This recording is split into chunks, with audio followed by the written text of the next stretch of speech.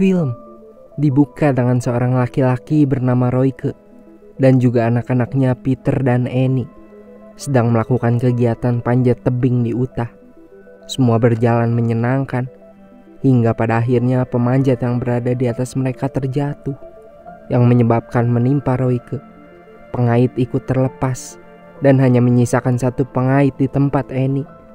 Tegang, panik dan takut bercampur menjadi satu. Di tengah situasi yang mengancam, Royke harus membuat keputusan yang cepat untuk menyelamatkan kedua anaknya dengan menyuruh Peter memotong tali yang mengaitkan mereka agar beban pengait Annie berkurang. Dengan berat hati, Peter akhirnya menuruti perintah ayahnya dan memotong tali ayahnya hingga dia terjatuh, terhempas ke tanah, lalu tewas seketika. 3 tahun kemudian di lembah Himalaya, Pakistan, Peter yang sudah meninggalkan dunia panjat tebing memutuskan untuk menyalurkan hobinya memotret hewan di alam liar dan bekerja untuk National Geographic.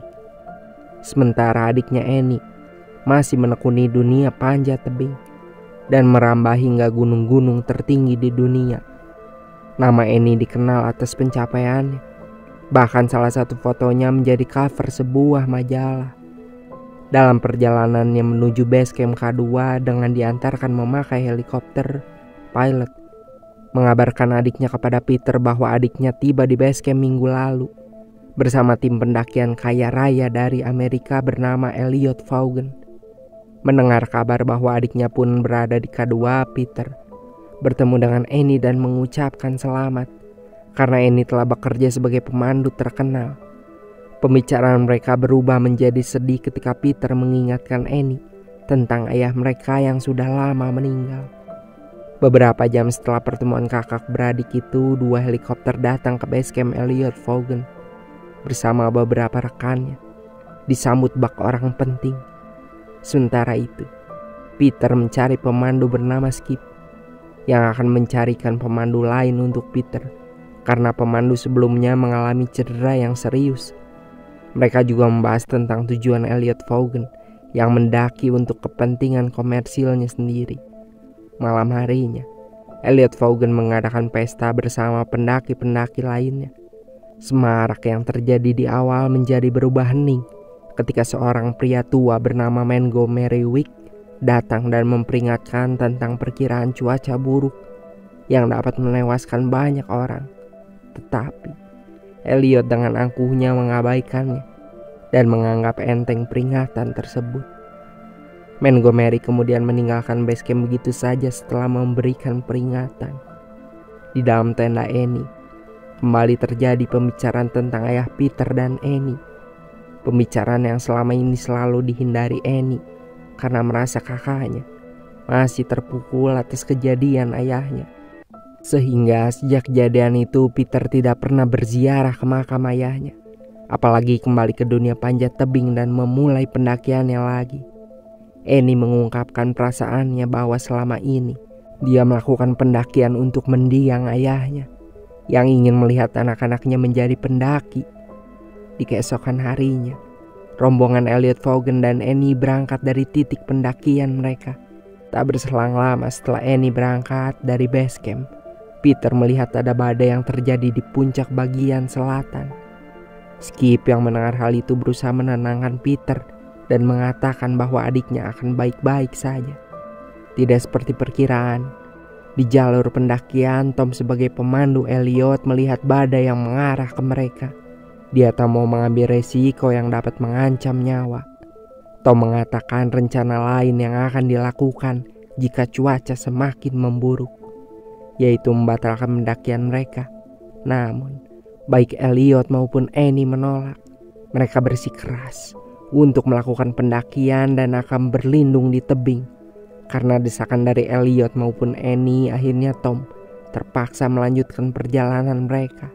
Tetapi, panggilan dari Peter dan Skip yang mengetahui tentang badai berkecepatan dan berkekuatan tinggi datang ke arah para pendaki membuat Tom menjadi sangat waspada. Badai besar yang menerjang mereka tidak menyurutkan tekad Elliot dan Annie mengambil resiko. Kondisi badai menghalangi jarak pandang mereka, dan tiba-tiba Annie terperosok ke dalam sebuah celah tebing yang cukup dalam. Dia terjebak ketika longsoran salju menutupi celah tebing tersebut. Annie tidak sendirian, dia bersama Elliot dan Tom. Komunikasi antara mereka dan base camp juga terputus. Dilanda kebingungan yang amat besar setelah berpikir sejenak, Peter mencoba apa yang telah diajarkan oleh ayahnya. Dia mengirimkan sebuah pesan dengan walkie-talkie menggunakan sebuah kode Morse yang hanya dimengerti oleh Annie. Dari situlah mereka mengetahui bahwa semuanya masih hidup. Peter menerapkan strategi untuk mencapai lokasi di mana Annie berada. Ia membutuhkan relawan yang cukup terlatih dalam pendakian dan dapat membantunya dalam proses evakuasi. Berpacu dengan waktu, Skip memberitahu bahwa Peter hanya punya waktu 36 jam untuk menyelamatkan adik dan rekan-rekannya. Tentu saja hal itu sedikit sulit bagi Peter karena ia sudah sangat lama tak melakukan pendakian dan tak pernah mendaki puncak K2 sebelumnya. Ketika ingin meminta bantuan kepada sang legenda Montgomery Wicks, sayangnya lelaki itu sudah tidak berada di base camp. Peter juga meminta bantuan pada Kolonel Amir yang memberikan beberapa tabung berisi nitrogliserin untuk meledakkan salju dan bebatuan yang menimbun Annie. Cairan berwarna hijau itu mudah sekali meledak, sehingga ketika Peter mengambilnya pun dia mengambil resiko dan tanggung jawab yang sangat besar. Idenya mendaki untuk membawa nitrogliserin ditanggapi dengan respon yang kurang menyenangkan oleh beberapa orang. Banyak yang menganggap Peter tidak waras karena berani mengambil tindakan tersebut. Peter yang baru menggandeng Skip dalam timnya menyatakan bahwa ia butuh 4 orang lagi untuk proses evakuasi dan membawa nitro dalam pendakiannya. Banyak yang menolak, tetapi satu persatu orang mulai mengajukan diri. Di antaranya adalah Karim, Cyril, dan Malcolm. Mereka secara sukarela melakukannya. Peter masih kekurangan 1 orang lagi, tak ada yang mau mengajukan diri. Bahkan ketika Frank menawarkan imbalan $500,000 untuk siapapun yang mau membantu melakukan evakuasi, tetapi mereka masih tidak ada yang berani. Sementara di saat yang sama kondisi kesehatan Annie, Tom, dan juga Elliot yang mulai menurun. Mereka terancam tewas jika terkena edema paru-paru jika evakuasi berlangsung lama. Segala upaya dan rencana dibentuk agar mereka dapat selamat. Peter dan Skip melakukan hal yang sama.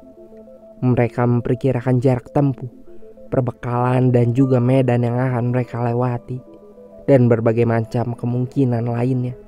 Peter tahu bahwa mereka akan terlambat 5 jam jika hanya mengandalkan kemampuan mereka.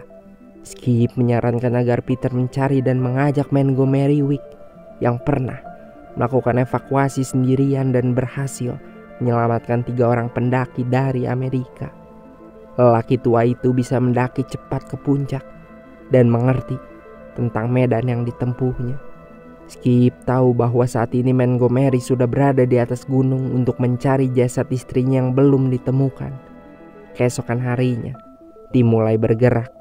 Monique bergabung dengan mereka untuk melengkapi jumlah tim.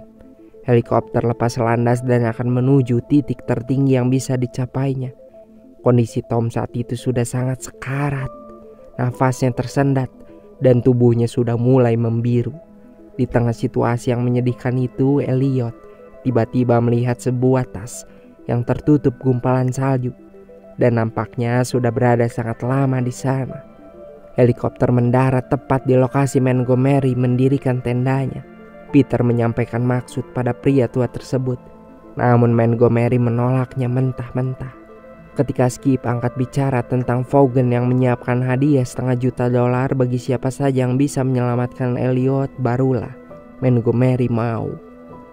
Dia menyuruh Skip untuk turun dan memantau dan memberikan informasi dari base camp. Pembagian tim dilakukan oleh Montgomery yang bertindak sebagai pemimpin. Peter akan bersama Montgomery, Karim bersama Malcolm, sedang Cyril bersama Monique. Beberapa menit kemudian mereka kembali berangkat menuju titik tertinggi yang bisa dicapai helikopter. Tom sudah sangat sekarat dan hanya tinggal menunggu waktu kematiannya. Annie sebenarnya sangat ingin memberikan Tom satu suntikan Dex untuk membuatnya tetap bertahan sampai tim evakuasi datang. Akan tetapi Elliot melarang keras Annie melakukan perbuatan yang menurutnya sia-sia. Mereka berdua tahu bahwa Tom sudah tidak bisa diselamatkan lagi. Maka cara satu-satunya adalah tetap mengikuti rencana yang sudah diterapkan sejak awal, yaitu menunggu persediaan air dan bahan makanan habis dan menyuntikkan Dex ke tubuh mereka masing-masing. Beralih ke tim evakuasi yang melakukan perjalanannya dengan medan yang sangat berat, Karim berhenti sejenak untuk beribadah. Malcolm yang mengatakan bahwa ibadah dapat ditunda karena waktu mereka yang sedikit. Namun Karim segera merespon dengan melirik tabung nitro yang berada di tasnya. Dia tahu bahwa nyawa mereka bisa kapan saja melayang karena nitro tersebut. Peter dan Montgomery masih berusaha mencapai puncak. Di tengah-tengahnya, Montgomery memberikan komentar terhadap perbuatan Peter pada ayahnya yang dinilai sudah sangat tepat dan bijak ketika memotongkan tali dirinya dengan sang ayah. Annie terkena dampak edema. Kondisinya memburuk, sama seperti Tom. Montgomery yang berusaha menghubunginya mengetahui hal tersebut dan memutuskan untuk tidak memberitahukan pada Peter karena takut Peter akan melakukan tindakan gegabah. Di jalur lainnya, Cheryl terancam nyawanya. Dia dan nitro yang dibawanya tergelincir dan menggantung di tepi jurang. Monique berusaha menyelamatkannya, namun sialnya tabung nitro terjatuh yang memicu getaran hebat dan menyebabkan gletser dan menghantam Cheryl. Hanya Monique yang berhasil selamat. Dia memutuskan kembali naik dan berusaha mengejar posisi Peter dan Montgomery. Jari telunjuknya mengalami cedera parah dan harus segera diluruskan. Peter segera mengalihkan perhatian saat mengembalikan posisi jarinya itu seperti semula. Malcolm yang kehilangan kakaknya merasa sangat sedih. Karim menyarankannya untuk kembali, namun Malcolm menolak. Perjalanan mereka harus terus berlanjut. Waktu telah mencapai tengah hari. Nitro yang mereka bawa menunjukkan reaksi. Peter dan Montgomery segera membawa ke tempat teduh. Begitu pula Malcolm dan Karim yang diberi peringatan. Namun sayangnya nitro tersebut bocor dan mengalir ke salju, meledak dan menewaskan Malcolm dan Karim.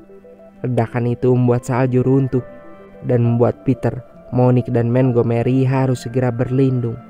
Di saat itu mereka menemukan jasad istri Montgomery disertai kotak Dex yang sudah kosong di celah tebing. Annie kembali menghubungi Peter dan memintanya kembali ke base camp. Hal itu dilakukan karena dirinya sadar bahwa mereka sudah tidak akan selamat.